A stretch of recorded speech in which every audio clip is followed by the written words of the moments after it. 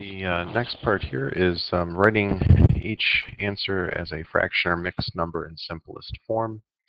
And they start us off with a nice fraction. It's negative 1/6 plus 5/6. And we do have a negative number in here, but they have common denominators. So that makes things a little simpler. Um, as you may recall, when you're adding fractions that have common denominators, all you really have to worry about is the numerators. And in this case, a negative 1 plus 5 is 4. And we're still working. We keep our units 6. And then we can divide both those by their greatest common factor, which is 2.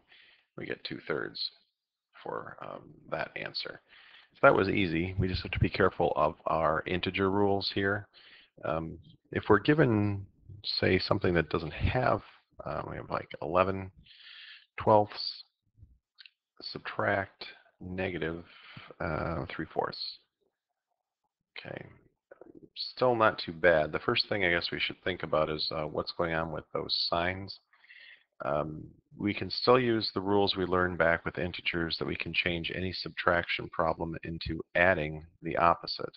So I can change this into adding the opposite of the negative number is positive. So really this is just an addition problem, and I need to get a common denominator before I can add these together. So 12 and 4, their least common multiple is 12.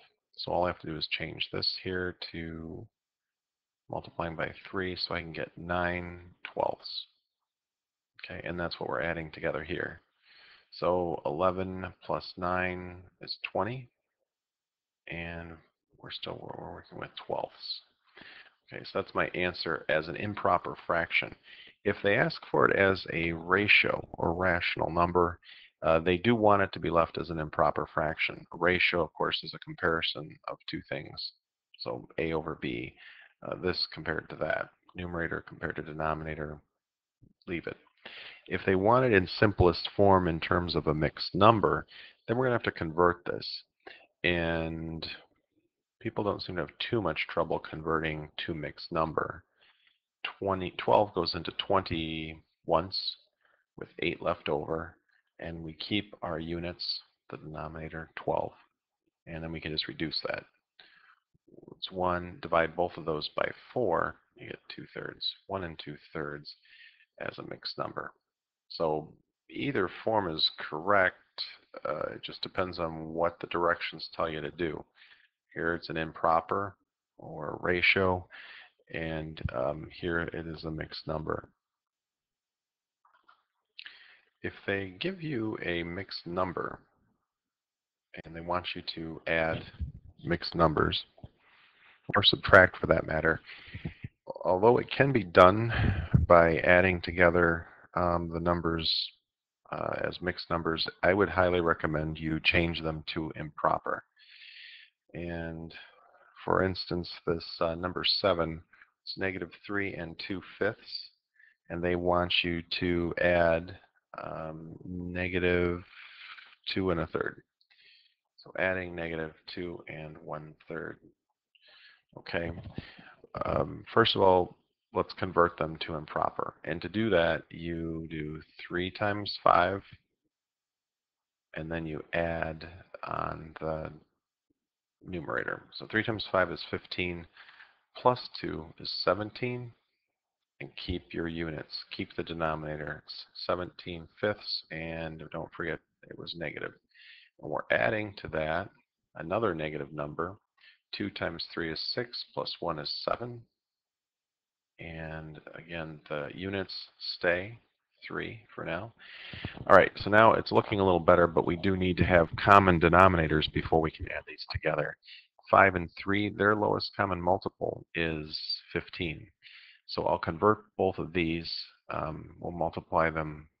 Let's see, we'll multiply this side here by 3 and this side by 5. My new numbers here, 21, that would be 3 times 1, 21, 51. So I got negative 51/15. And adding to that another negative fraction. 5 times 7, of course, 35. 5 times 3, 15. There we go. And we can add these together. We get a negative plus a negative is a very large negative. So end up with 86 fifteenths. Could be left like that if they wanted it as a ratio. If they want it simplest form with mixed number, 15 goes into 86 7 times, right? That would be 85. With 1 left over, it's 115. And this mixed number is also a negative. And make sure we don't forget the negative sign. And negative 7 and 1/15 for this. All right. Oops. Whoops. Mistake. That's not correct. That's going to change. Sorry. 15. 15 doesn't go in there that many times. That's too much. 15 goes into 86 5 times. That's 75, and that would leave us 11 left over out of 15. And again, need to remember to make sure somewhere I got it's indicated that it's negative. Don't forget your signs.